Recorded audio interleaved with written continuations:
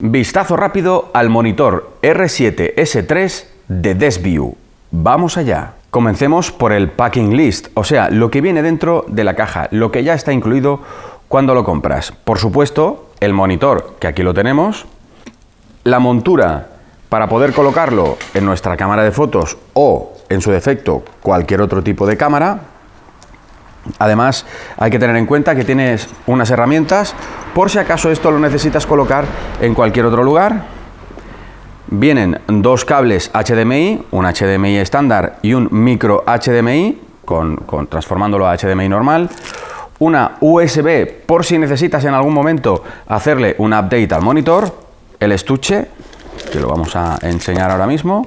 Un estuche que lo contiene todo, con las instrucciones, y una gamuza por si necesitas limpiar el monitor. Echemos un vistazo ahora directamente al monitor en cuestión, y es que lo primero que te vas a encontrar cuando lo sacas de la caja es su tacto, cómo se siente, ¿no?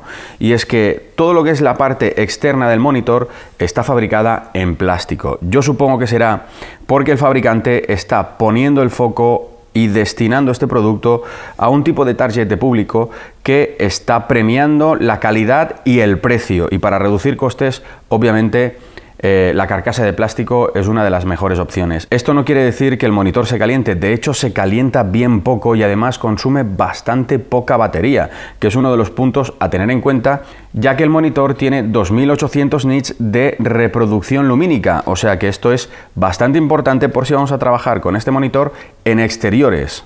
El R7S3 de DeskView tiene entradas y salidas 3G SDI y entrada y salida HDMI.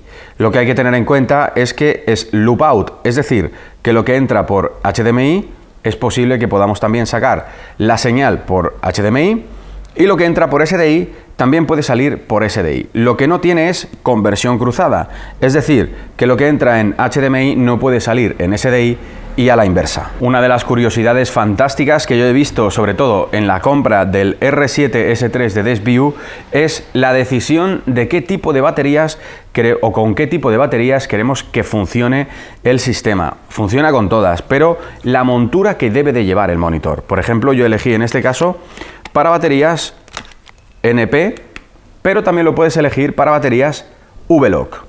Al principio, al hacer el repaso del material que viene incluido en la caja, se me ha olvidado el cable adaptador de DTAP a LEMO, ya que el monitor está equipado con una entrada DC de LEMO, o sea que es una de las entradas que usamos en el ámbito más profesional. De hecho, os voy a enchufar esto directamente para que veáis cómo funciona y si se oye o no el monitor y lo que tarda en arrancar el sistema.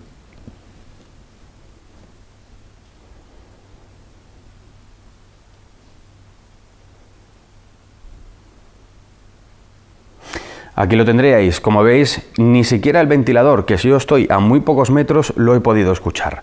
El sistema no se calienta, consume muy poco. De hecho, ahora mismo el sistema lo tengo al tope de nits, pero podemos ajustar el brillo de pantalla a nuestro gusto, como podéis ver. Destacable también los análisis en tiempo real, el Zebra, False Color, Picking, vectorescopio, niveles de audio, histograma, admite LUTs. Otra de las cosas curiosas que tiene este monitor es que podemos hacer flip con él, es decir, que podemos orientar la pantalla a nuestro gusto y disfrute o como mejor nos vaya para trabajar.